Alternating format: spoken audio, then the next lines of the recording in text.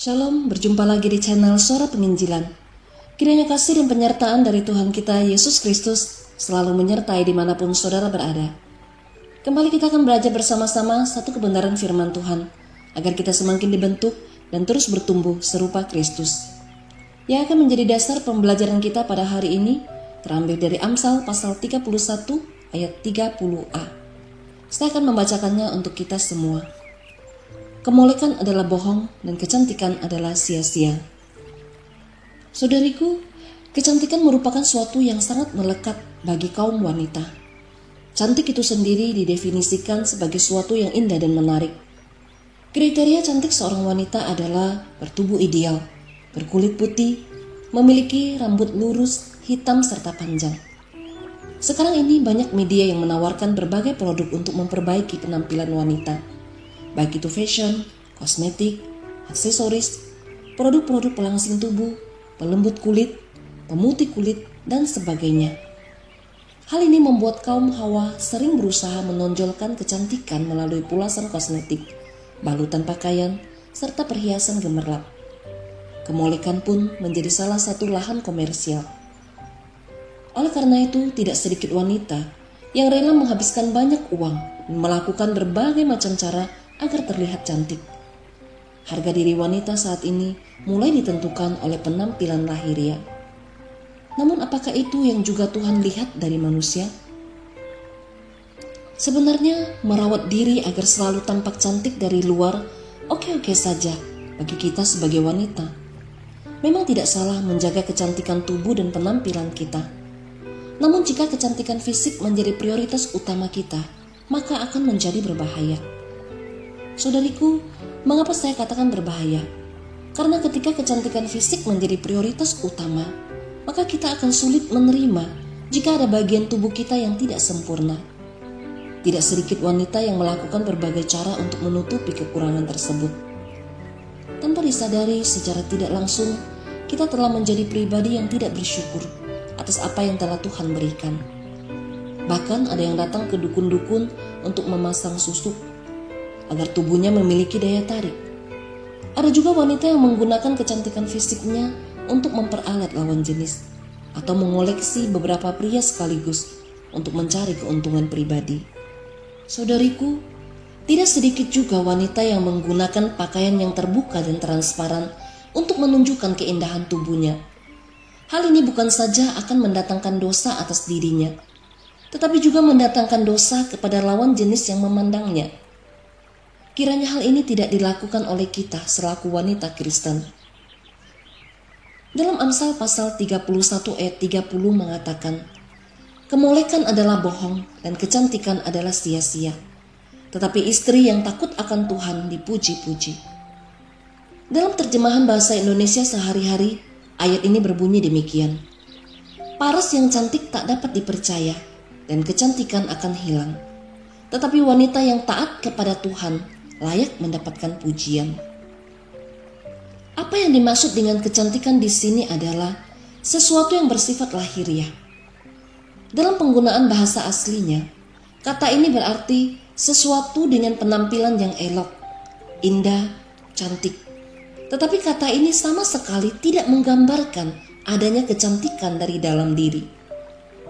Amsal mengatakan bahwa kecantikan lahiriah ini adalah suatu kebohongan dan kesia-siaan. Apa yang dimaksud dengan bohong? Kata bohong ini mengandung arti sesuatu yang bersifat dusta, yang menipu, sesuatu yang tidak jujur dan salah, berlawanan dengan apa yang benar. Jadi kata bohong menggambarkan seorang pembohong dan orang yang jahat. Sedangkan kata sia-sia mengandung arti sesuatu yang tidak bermakna. Jadi ayat ini memang ingin menggambarkan bahwa kecantikan lahiriah adalah sesuatu yang sia-sia, sesuatu yang tidak bermakna. Bukan maksud saya untuk mengatakan bahwa kita sama sekali tidak perlu memperhatikan penampilan kita. Tentunya bila penampilan kita asal-asalan, berantakan, bagaimana kita bisa memberikan kesaksian bahwa kita adalah wanita dengan karakter yang baik? Penampilan fisik tidak perlu sampai diabaikan, tetapi harus diingat bahwa ini tidak bertahan seperti halnya karakter dari seseorang yang takut akan Tuhan. Kecantikan itu menipu, Orang yang mengejar kecantikan mungkin akan dikecewakan oleh karakter dari orang yang cantik tersebut. Sekalipun seorang wanita betul-betul cantik, tetapi kecantikan lahiriah ini tidak membawa kekuatan iman dan ketaatan kepada Tuhan, yang merupakan tanda yang nyata dari kecantikan yang sesungguhnya. Dalam 1 Petrus pasal 3 ayat 3-4, di sana dikatakan demikian. Perhiasanmu janganlah secara lahiriah, yaitu dengan mengepang-ngepang rambut, memakai perhiasan emas, atau dengan mengenakan pakaian yang indah-indah. Tetapi perhiasanmu ialah manusia batinia, yang tersembunyi dengan perhiasan yang tidak binasa, yang berasal dari roh yang lemah lembut dan tentram, yang sangat berharga di mata Allah. Saudariku, hal ini menjelaskan kepada kita bahwa meskipun dunia memang akan terus memandang penampilan fisik, tapi Tuhan kita selalu melihat hati.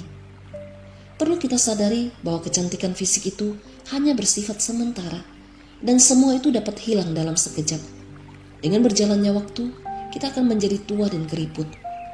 Oleh karena itu, sebagai wanita Kristen, lebih baik kita memberikan prioritas untuk memelihara kecantikan rohani daripada kecantikan fisik. Kita perlu memprioritaskan kecantikan dari dalam diri kita, sebab standar kecantikan dunia tidak sama dengan Tuhan. Tuhan lebih mementingkan kecantikan yang berasal dari dalam diri kita. Sebagai seorang wanita Kristen, jauh lebih baik kita mengutamakan kecantikan dari dalam. Mungkin selama ini kita telah bekerja keras mempercantik diri kita. Kini saatnya kita bekerja keras mempercantik rohani kita, karena kecantikan batin kita akan memancarkan perbuatan baik dan mulia yang membahagiakan Tuhan dan sesama. Kecantikan batin kita akan membawa kemuliaan bagi Tuhan. Kecantikan seorang wanita bukanlah terletak dari parasnya, bukan juga dari pakaian yang dikenakannya, bukan juga terletak dari seberapa banyak aksesoris mahal yang ia kenakan. Kecantikan seorang yang paling utama adalah dari hatinya yang memperlihatkan perilaku dan karakter yang takut akan Tuhan. Karena itu, sebagai wanita yang berbentuk fisik terlalu kurus, gemuk, cacat, tidak perlu minder. Dan sebaliknya, yang memiliki kecantikan menurut standar duniawi tidak perlu merasa sombong. Karena yang penting adalah punya hati yang cantik di hadapan Tuhan. Kiranya perenungan firman Tuhan ini memberkati setiap kita untuk menjadi wanita-wanita yang cantik di hadapan Tuhan. Amin.